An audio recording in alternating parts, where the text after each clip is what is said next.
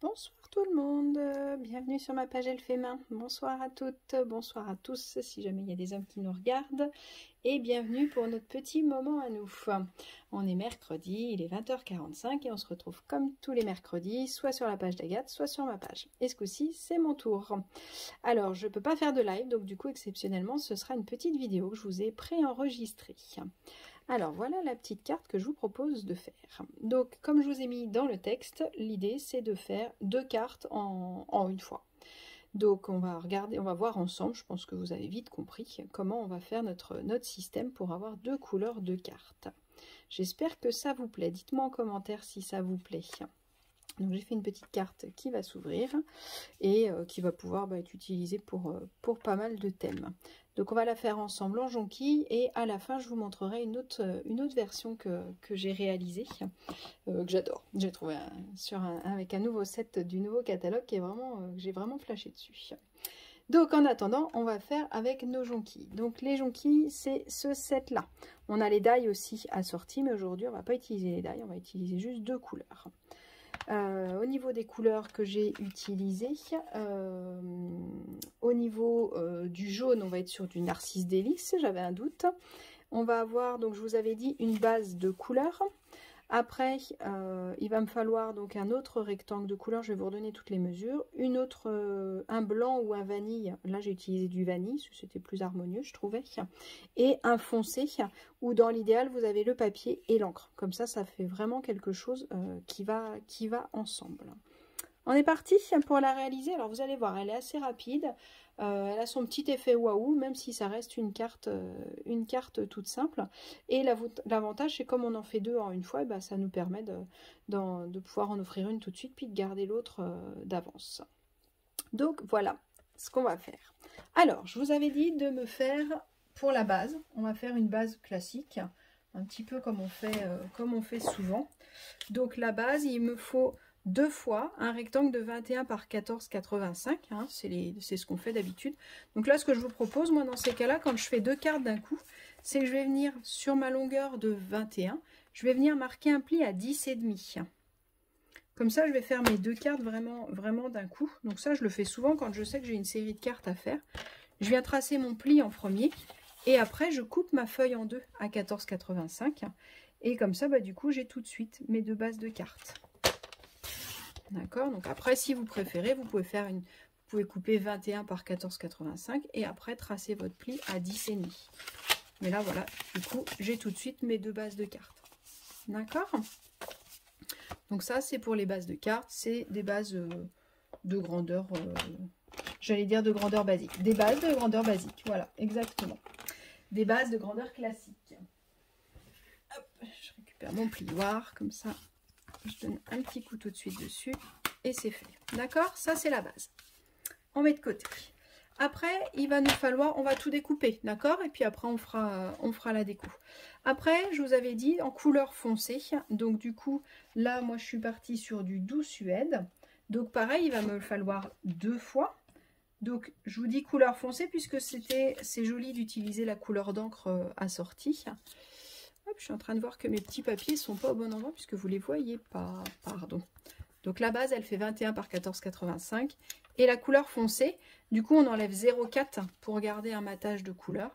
Donc du coup, je vais avoir 10,1 en largeur et 14,45 en hauteur. Donc moi, ce que je vais faire, c'est que je vais venir couper à 14,45. Celui-là, en plus, il est facile parce qu'on a le petit trait. Et après, je vais couper dans l'autre sens 2 fois 10,1. Donc mon premier matage et mon deuxième matage. Quand on met un papier un peu plus foncé ou un peu plus clair pour faire ressortir, on appelle ça un matage. Ça se fait aussi en scrap pour pouvoir mettre en valeur les photos. Donc ça, c'est mes deux matages. Après, il va me falloir une fois de la même couleur que ma base. Moi, je préfère. Mais après, c'est votre déco, donc vous verrez bien. Une de couleur et une en basique. Donc à chaque fois, ce sera la même grandeur. Donc ils font 14,05 par 9,7. Pareil que tout à l'heure, en fait, on fait un matage pour bien voir notre papier de matage. Donc on le fait un tout petit peu plus petit, on enlève 0,4. 0,4 à chaque fois. Hop, je vous la mets là, comme ça vous la voyez. Donc que ce soit en blanc ou de la couleur de la base, 14,05 par 9,7. Je vous ai mis toutes les mesures de toute façon en commentaire. Donc du coup, soit si vous les aviez déjà préparées, c'était déjà fait, soit on le fait ensemble. Et ça, il ne me le faut qu'une fois de chaque. Vous l'avez bien compris, comme après on va les couper en diagonale, ben, j'en ai besoin que d'une. Une de couleur et la blanche. 14, hop, 0,5 par 9,7.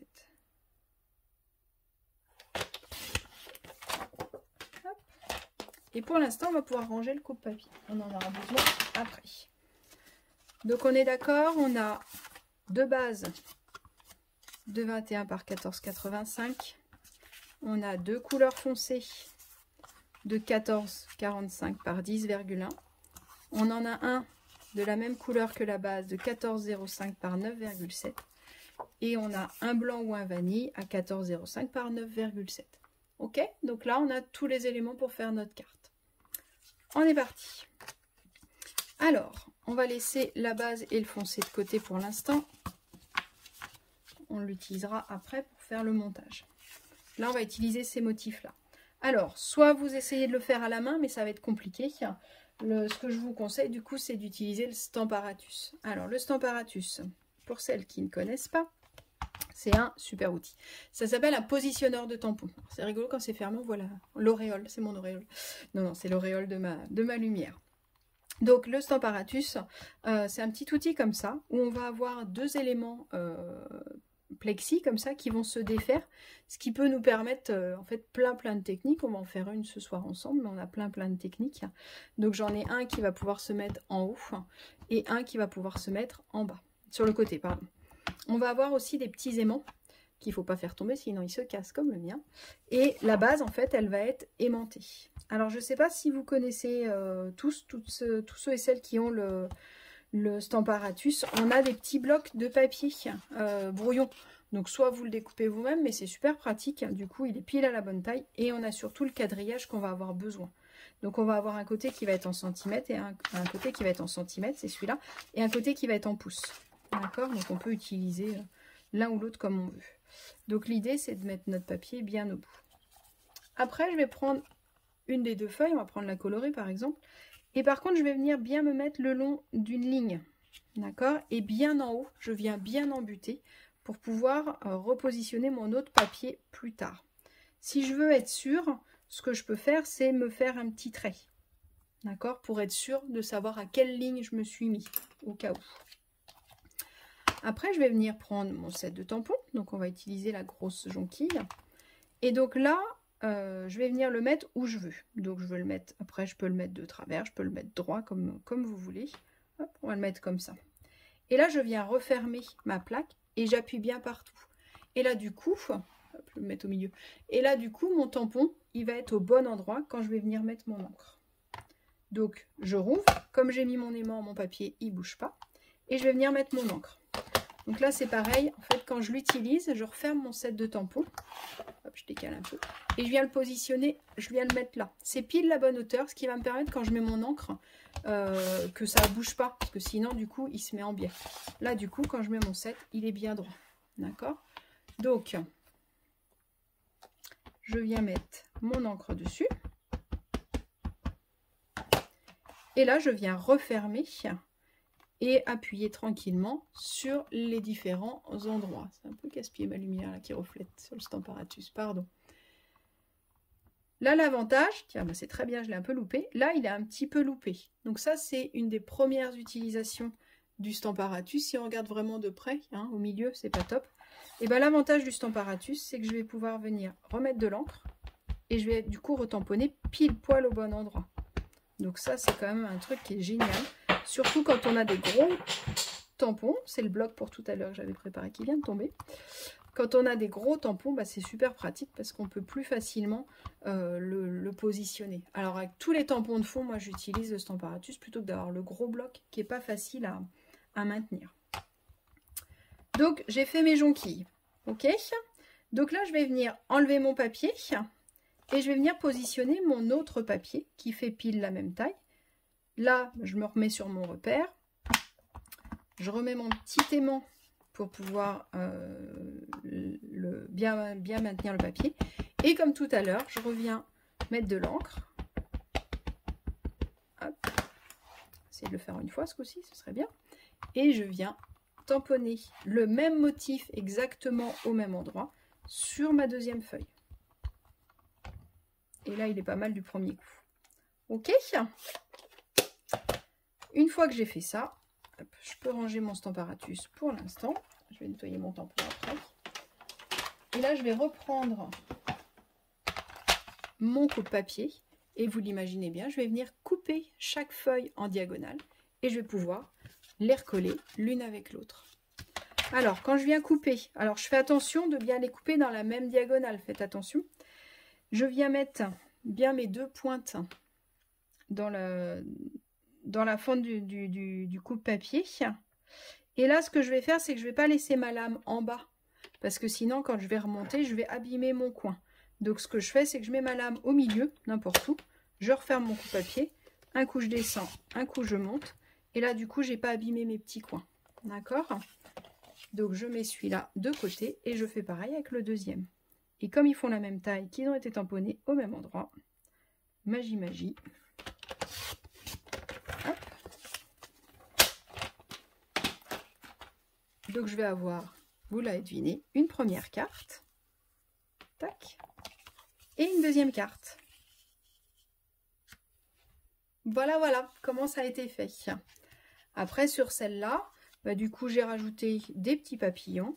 Je me suis amusée à coloriser la fleur. Du coup, je trouve que ça le fait encore plus ressortir.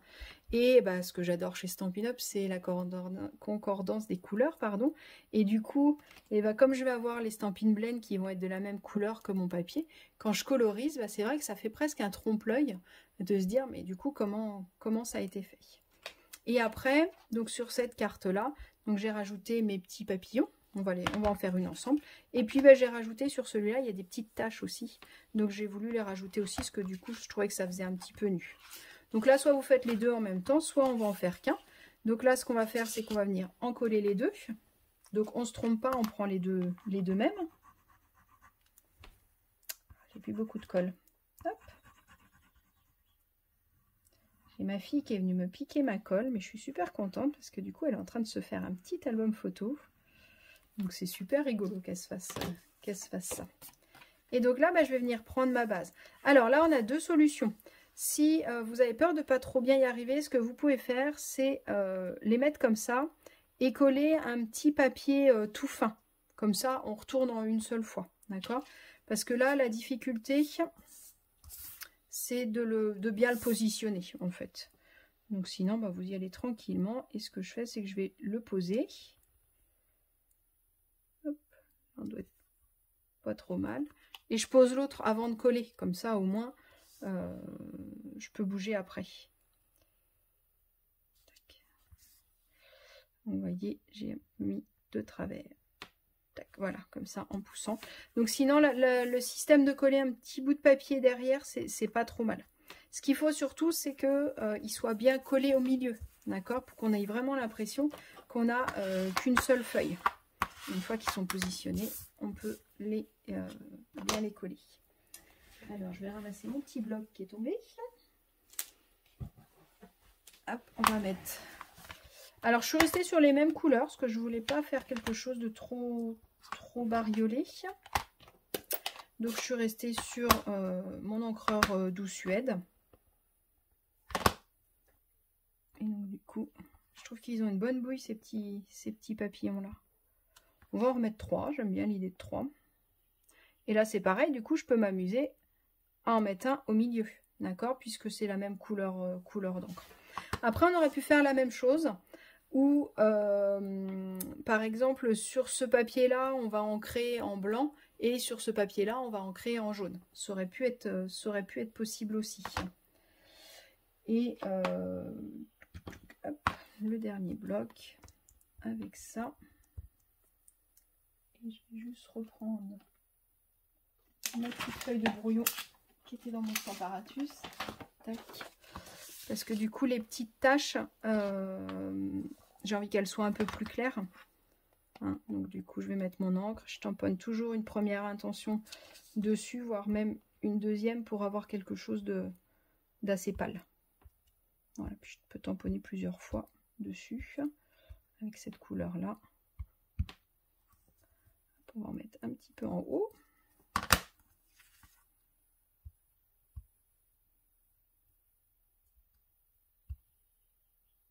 Voilà, qu'est-ce que vous en pensez? Tac. Et donc là, vous l'avez deviné, j'ai plus qu'à la coller sur ma base et faire la deuxième carte forcément. Et puis après, je pourrais colorier la tige en vert. Du coup, je trouve que ça donne une petite couleur, ou alors laisser comme ça, c'est joli aussi de laisser un petit enfin de laisser en ton sur ton aussi, ça peut être sympa aussi. Hop. Mais je pense que je préfère quand même en couleur. Dites-moi, est-ce que vous préférez en ton sur ton comme ça, en laissant très nature, ou avec un petit brin de couleur? Vous me direz. Après, vu que j'en ai fait deux, je peux en coloriser une et ancrer l'autre, et laisser l'autre classique. Et donc du coup, quand j'aurai collé la deuxième, parce que du coup je me suis trompée, j'ai collé les deux mêmes côtés, mais ça me fera la même chose. Hop, regardez. Sympa comme technique, ça vous plaît? Dites-moi, dites-moi. Alors, je voulais vous montrer un autre modèle que j'ai fait exactement avec les mêmes techniques, parce que du coup, on peut le faire avec pas mal de sets de tampons. Alors c'est vrai qu'il faut quand même un gros tampon qui puisse chevaucher les deux pour que ce soit joli. Pour le deuxième modèle, je suis partie sur du bleu nuit et du béguin bleu. Hein, comme je vous ai dit, il faut choisir vos couleurs avant votre set de tampons, puisque du coup, il faut trouver quelque chose, ou votre set de tampons, et trouver des couleurs. Il vous faut deux couleurs assez complémentaires, on va dire. Et un de mes petits chouchous du nouveau catalogue, c'est cette perforatrice poisson. Et c'est le lot A Fish and a Wish. Excusez-moi de mon anglais. Et donc je trouvais qu'ils étaient... Enfin, j'aime beaucoup le design de ce set de tampons. Et en plus, on est sur des tampons où quand on met qu'une seule encre, on va avoir plusieurs nuances. Et donc j'ai refait exactement la même façon. Et du coup, voilà ce que ça nous donne. Alors la carte de base, ça nous donne ça. Donc du coup, sur mon Stamparatus, j'ai mis mes 4 petits poissons qui sont dans mon set.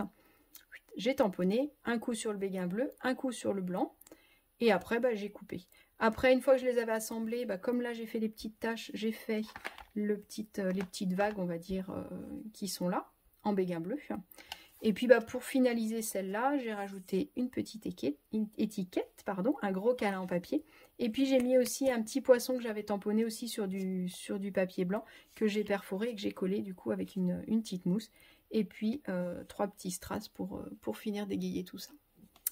Voilà, la petite proposition que je vous fais. Écoutez, j'espère que ça vous a plu. J'espère que vous en ferez plein dans ce style-là. J'espère que ça vous a inspiré. Moi, j'ai bien aimé faire cette petite technique de cartes. Je pense que j'en referai d'autres. Et c'est vrai que je suis peut-être la seule à être pas toujours bien organisée, mais des fois d'avoir une base de cartes qui n'est pas forcément avec une étiquette ni rien, mais qu'on peut ajuster quand on a besoin un petit peu en urgence parce qu'on n'a pas assez anticipé, ça peut être bien pratique. Donc du coup, là, en une fois, on en fait deux. Et écoutez, j'espère que ça vous a plu. J'attends avec grande impatience vos créations. Et je vous fais des bisous. Et je vous dis rendez-vous la semaine prochaine sur l'atelier d'Agathe. Et dans 15 jours, on se retrouve sur ma page. À bientôt!